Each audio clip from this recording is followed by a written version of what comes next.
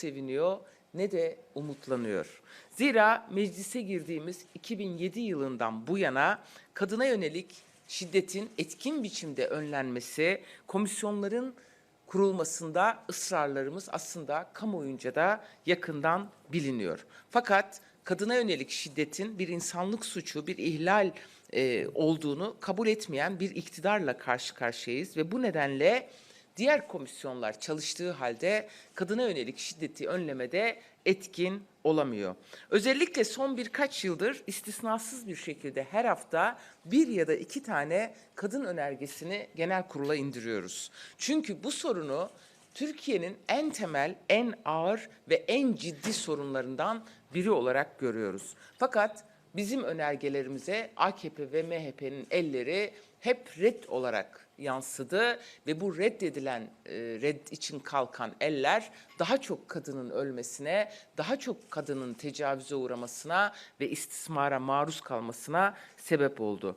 Biz son bir yıl içerisinde HDP olarak 422 defa soru önergesi verdik. Cevapsız kaldı. Toplam 104 araştırma önergesi verdik.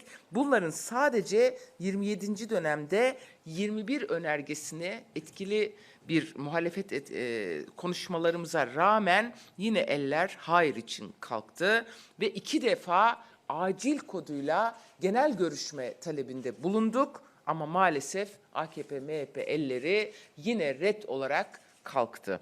Şimdi tabii ki 8 Mart haftasında bu kadına yönelik şiddet iktidarın artık görmezlikten gelemeyeceği vahşi bir boyuta evrildi ve komisyonu aslında kabul etmek zorunda kaldılar. Çok istedikleri için bunu kabul etmediler. Çünkü kadına yönelik şiddet 3-5 yaşındaki çocuktan tutalım da 92 yaşındaki bir kadına varıncaya dek hiçbir sınır tanımadığını bir kez daha ortaya koydu. Yani kadına yönelik şiddetin son bulması için öncelikle zihniyetin değişmesi gerekiyor. Kadın erkek eşitliğinin kabul edilmesi gerekiyor.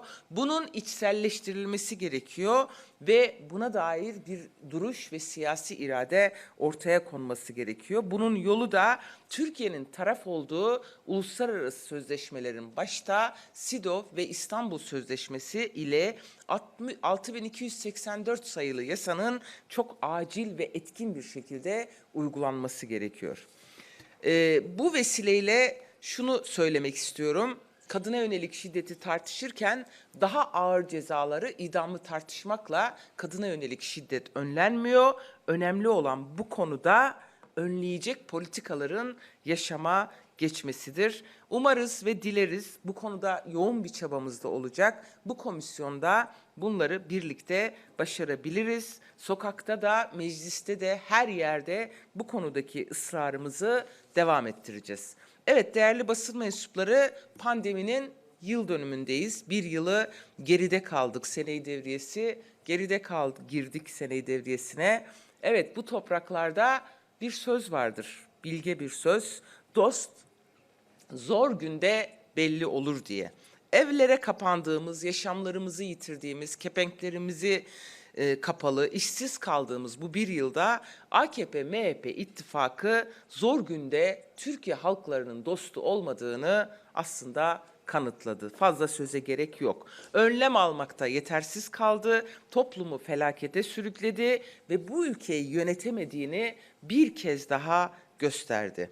Evet, ne oldu? Hakikaten ekonomik yaşam krizden çöküşe doğru hızla yol almaya devam ediyor.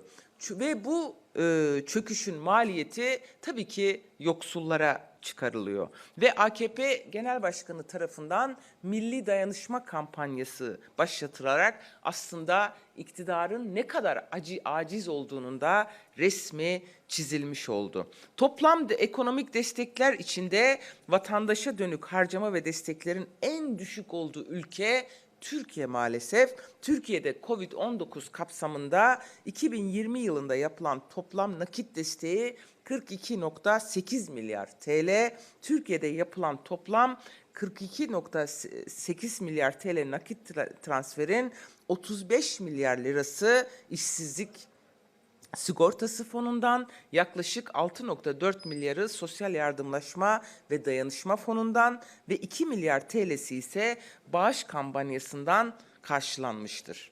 Evet, pandemi karşısında halk sağlığını koruyamayan, ekonomik olarak halkı destekleyemeyen, sağlıkçılara sahip çıkamayan, toplumu kendi kaderine terk eden, halkı virüs ile baş başa bırakan bir iktidar gerçeği var karşımızda.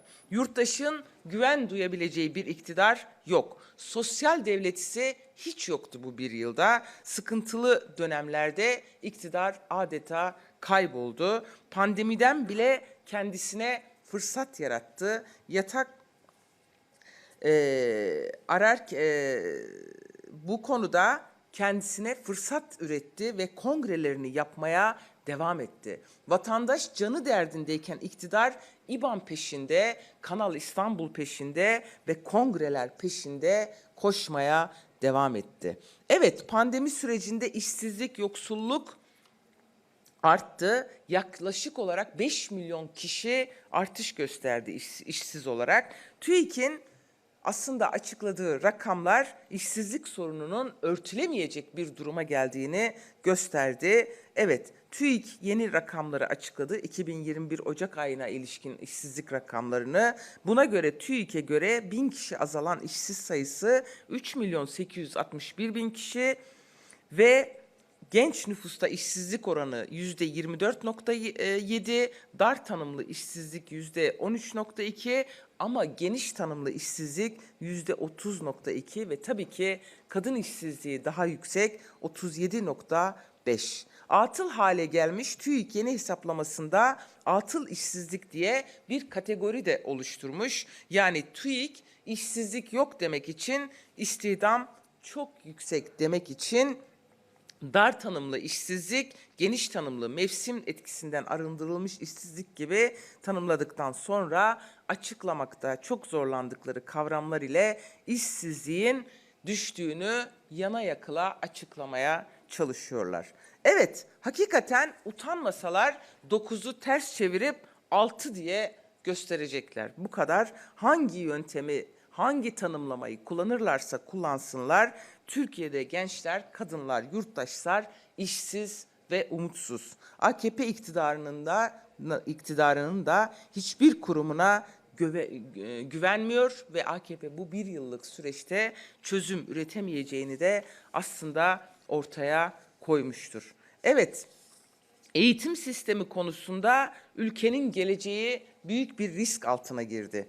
Pandemide Türkiye'de en az 6 milyon öğrencinin uzaktan eğitim için gerekli cihazları, başta internet erişimi olmak üzere imkanlara tam anlamıyla sahip olmadığını hep birlikte gördük. Pandemi süreci Türkiye'de eğitim hakkına erişimin önündeki engelleri arttırdı, eğitimdeki eşsizlikleri daha da derinleştirdi ve öyle ki dezavantajları gruplarda yer alan çocuklar uzaktan eğitimi bile çok uzaktan izlemek zorunda bırakıldılar. Bu süreçte öğrenciler arasında dijital uçurum, var olan eşitsizlikleri maalesef daha da derinleştirildi. AKP tarım alanında da çok ciddi bir olumsuz yönde tarım alanındaki çözülüşü de gösterdi bize. Tarımın tabutuna son çiviyi adeta pandemi ile birlikte çakmış oldu. Ne yaptı? Dünyada gıda fiyatlarında düşüş yaşanırken Türkiye'de artış yaşanıyor. Gıda fiyatlarında hızla bir artış yaşanıyor. Yağlı tohumlar, süt ürünleri, et ve şeker fiyatlarında aylık bazda Dünya Gıda Fiyatları Endeksi 2020 yılının Mart ayının Şubat ayına göre %4,3 düştü ve 172,2 puana geriledi. Fakat Türkiye'de ne oldu? Gıda fiyatları %1,95 oranında arttı. Evet, dünyadaki ülkeler Covid-19 sonrası tarım politikalarında özellikle çiftçileri koruyan kapsamlı politikalar uygularken Türkiye'de borç batağında olan çiftçilerin borçlarının ertelenmesi için palyatif önlemler alındı. Mevsimlik tarım işçilerine yönelik tablo zaten tam bir felaket tablosu, sosyal ve fiziksel mesafenin uygulanması noktasında hiçbir tedbir alınamadı. Tabii ki pandemide krizin en ağır faturalarından birini yine kadınlar yaşadı. Evde kal çağrıları kadınları evde her türlü şiddetle baş başa bıraktı ve oranlar, istatistikler hızla yükseldi. Ne yaptı iktidar? Sığınaklara başvuru almadı ve kadınları oradan da o yönden de korumasız bıraktı. İstanbul Sözleşmesi'ni hedef alarak kadına yönelik şiddeti meşrulaştırdı ve kadınları o yönden de kadın düşmanı politikalarını da pekiştirmiş oldu. Evet, pandemi ve AKP felaketi birleşince açıkçası ortaya kapkaranlık bir tablo daha çıktı.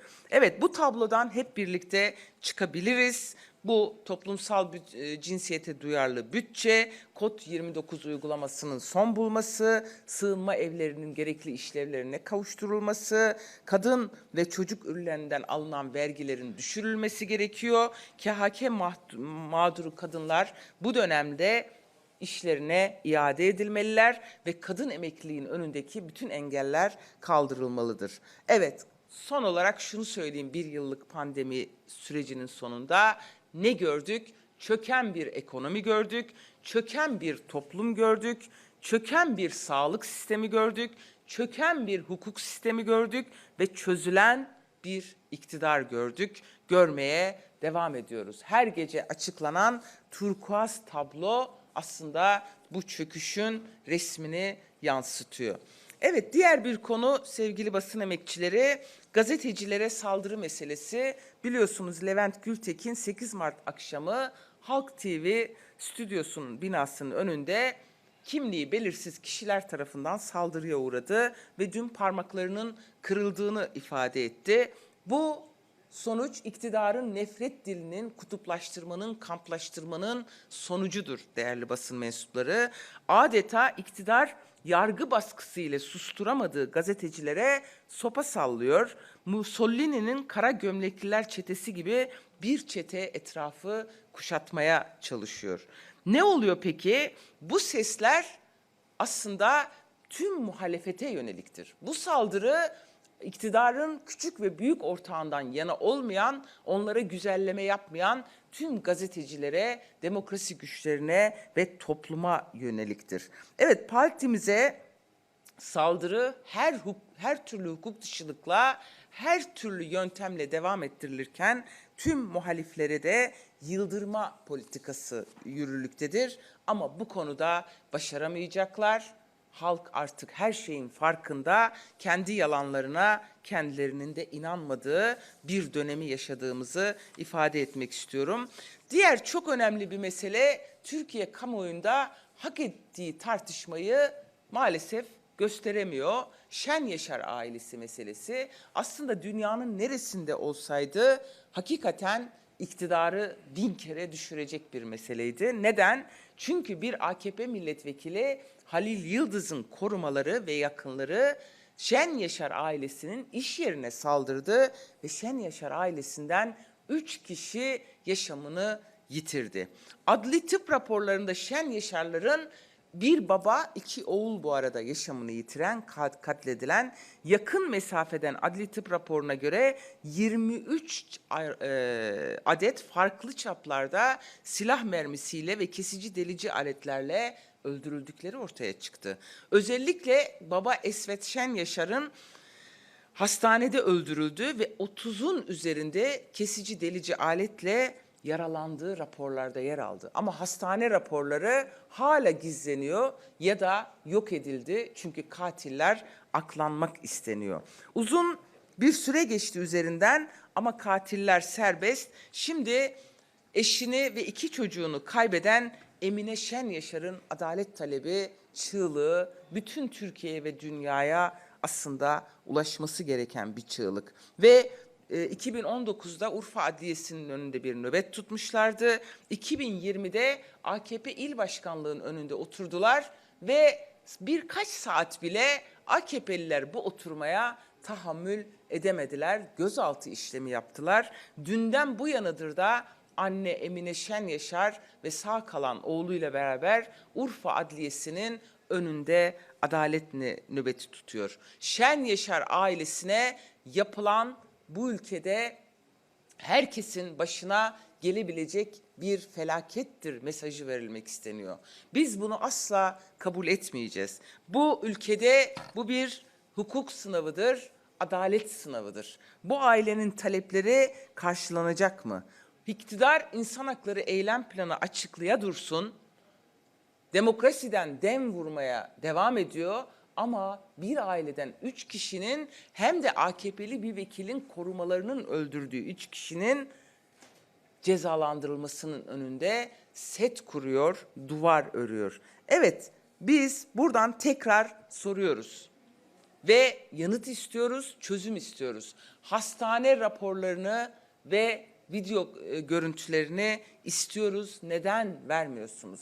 12 Mart'ta Malatya Adliyesi'nde dava yeniden görülecek ve babasını, 2 kardeşini kaybeden bir Şenyaşar da orada tutuklu ama diğerlerinden arananlar ellerini kollarını sallayarak gezmeye devam ediyorlar. Biz bu davayı baştan beri takip ediyoruz ve bundan sonra da takip etmeye devam edeceğiz ve bu hukuk sınavında başarılı bir sonuç çıkması için tüm demokrasi güçlerinin, hukuk kurumlarının bu davaya sahip çıkması çağrımızı buradan da yineliyoruz. Son olarak şunu söylemek istiyorum. Bugün 10 Ekim davası görülüyor. Şu anda Ankara Adliyesi'nde ve çocuğunu kaybeden bir babanın konuşması üzerine mahkeme heyeti onu salondan dışarı çıkarmak istedi ve baba çıkmadığı için mahkeme heyeti salonu terk etti. Şu anda aldığımız 4 vekilimiz davayı izliyor. Bu bilgileri aldık. 10 Ekim davası da Türkiye'nin en kanlı sayfalarından birinin davası olma niteliğindedir. Başkentin göbeğinde IŞİD çetesi tarafından işlenen bir katliamdan söz ediyoruz. 103 canın toprağa düştüğü bir katliamdan söz ediyoruz. Ve bugün karar duruşması Türkiye'de hukuk ve adalet isteyen herkes bu davada adalet istiyor. Aslında hepimiz nefeslerimizi tuttuk ilk günden itibaren bu davada cezasızlıkla sonuçlanmasın diye. Fakat yargı maalesef IŞİD sanıklarını korumaya, iktidarla paralel davranmaya devam ediyor. Evet, ifadeleri arıp bırakıyor. Sabit ikametgah sahibi diye tahliye ediyor. Sınırın geçmelerine yardımcı olunuyor IŞİD'çilerin. Suruç'ta, Ahmet'te eli kolu kıpırdamıyor yargının ama burada da bildiğini okumak istiyor. Bildiği de nedir biliyor musun? İktidarın sadece talimatları. Yargı kendi görevini yapmıyor. Evet, bu nedenle biz özellikle 10 Ekim katliamı 7 Haziran'dan 1 Kasım'a giderken ortalığın tamamen bir kaos ortamına çevrilmek istendiği gerçeğini hiç unutmuyoruz. Türkiye'nin en büyük katliamlarından biri olan 10 Ekim davasında adalet isteyenlerin yanındayız tabii ki. Ve burada bunun emir vericilerini de, azmettiricilerini de ve buna engel olmayan istihbarat görevlilerinin de bu davada sanık olarak yargılanması gerektiğini tekrar ifade etmek istiyorum. Ve açıkçası AKP iktidarının IŞİD ile olan tüm ilişkileri ortadayken ayan beyan gelen saldırıya hiçbir önlem almadığı halde bugüne kadar hesap da vermedi ve firari sanıklar aslında yerleri bilinen kişiler fakat buna rağmen istekli bir arama, daha doğrusu kararlı bir arama yok. Oysa korunması gereken tek olgu şudur: tren garının önünde barış umudunu koruyan 103 can. 10 Ekim davasına da adalet isteğimizi ifade etmek istiyorum. Benim aktaracaklarım bunlar. Varsa sorunuz alayım, yoksa bitireceğiz. Buyurun. Bir tweet tartışması devam ediyor bildiğiniz üzere. O tartışma çerçevesinde dün Pervin Hanım'ın açıklamaları oldu. Yan yana gelmemizden korkuyorlar, kadın ittifakından korkuyorlar şeklinde.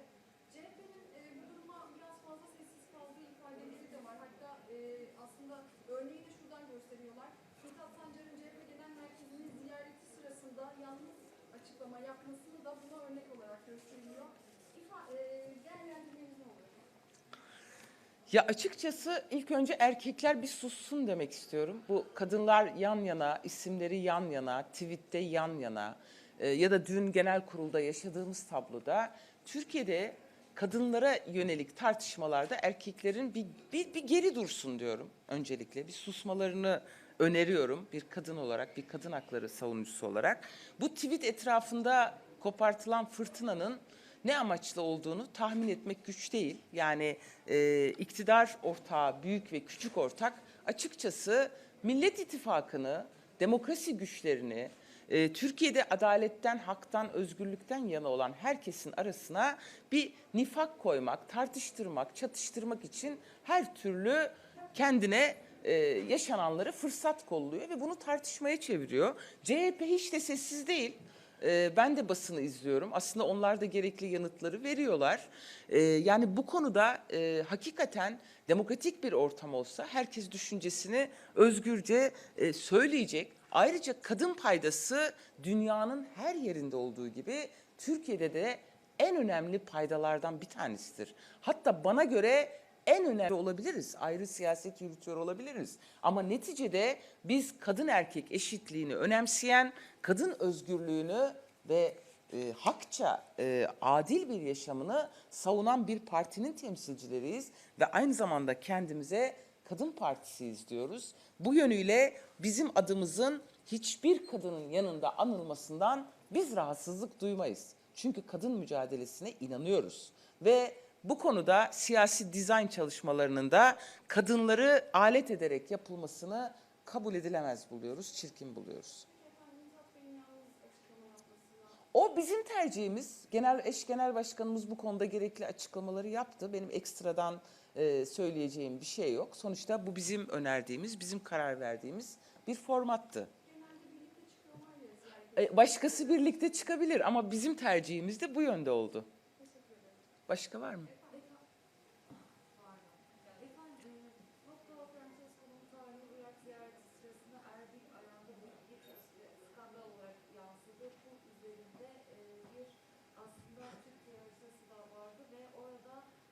Türkiye'nin doğusunda Irak Kürt bölgesi topraklarına dahil edildiği o haritada o şekilde gözlemleniyor. Nasıl değerlendiriyorsunuz? Yani onu Barzani vermiş, onu Barzani'ye sorun bence. Yani bize sormayın. Sonuçta tarihte bu tip haritalar var.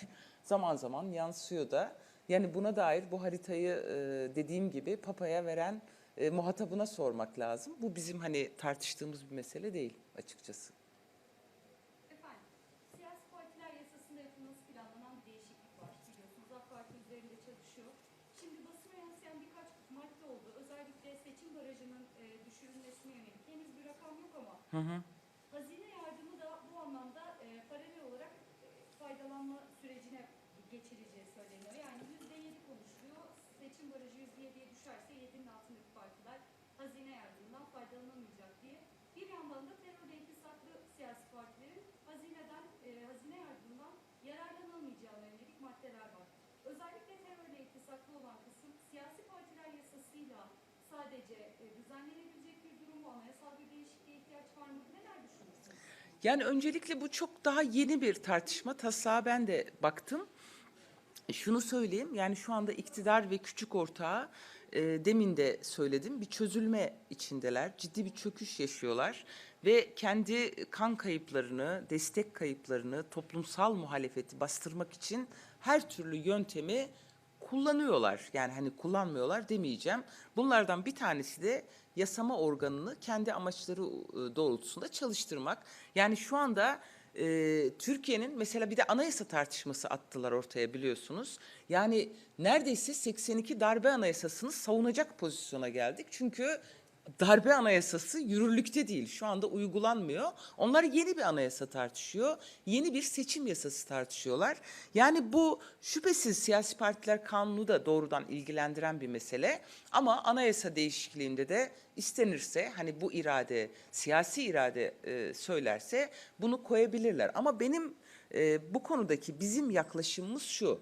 İktidar var olan desteğini tekrar tahkim etmek için bu tip oyunlara, tırnak içinde bu tip yasal çalışmalara, kamuoyunun dikkatini farklı yöre çekmeye ve az oyla nasıl iktidar olurum yollarını aramaya çalışıyor aslında. Hani ben %30'lara düştüm, %30'da nasıl iktidar olurum? Seçim kanununda nasıl bir düzenleme yaparak ya da siyasi partiler kanununda nasıl bir düzenleme yaparak bunun içinden çıkarımın hesabını yapıyor. Mesela dar bölge, daraltılmış bölgeyle ilgili de gayet iyi biliyoruz ki küçük ortakla büyük ortak arasında çelişkiler çıktı, çatışmalar çıktı. Şimdilik onlar bir kenara bırakıldı. Şimdi %7 bandına getiriliyor. Biz 2007'den beri parlamentodayız ve o günden bu yana biz baraja karşıyız.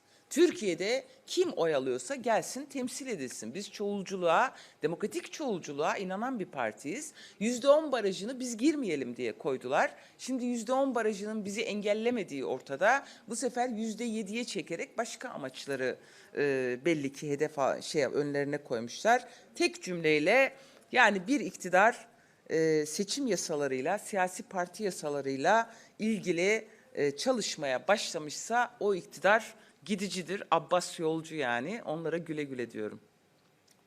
Hazine yardımı konusu nasıl etkiler sizce efendim? Yani böyle bir şey olursa. Arkadaşlar şu anda hani doğmamış çocuğa don biçmek gibi oldu ama hazine yardımını falan etkilemeyecek. Yani bizim açımızdan soruyorsanız biz anayasal koşullara göre kurulan, faaliyet yürüten bir partiyiz ve hazine yardımı konusunda hiçbirinden daha az hak etmiyoruz. Bunu söyleyeyim. Demokratik siyaseti, barışı temel ilke olarak edinen ve bu konuda büyük bedel ödeyen bir parti olarak bunun bu oyunların başarıya ulaşamayacağını büyük bir gönül rahatlığıyla ifade etmek istiyorum.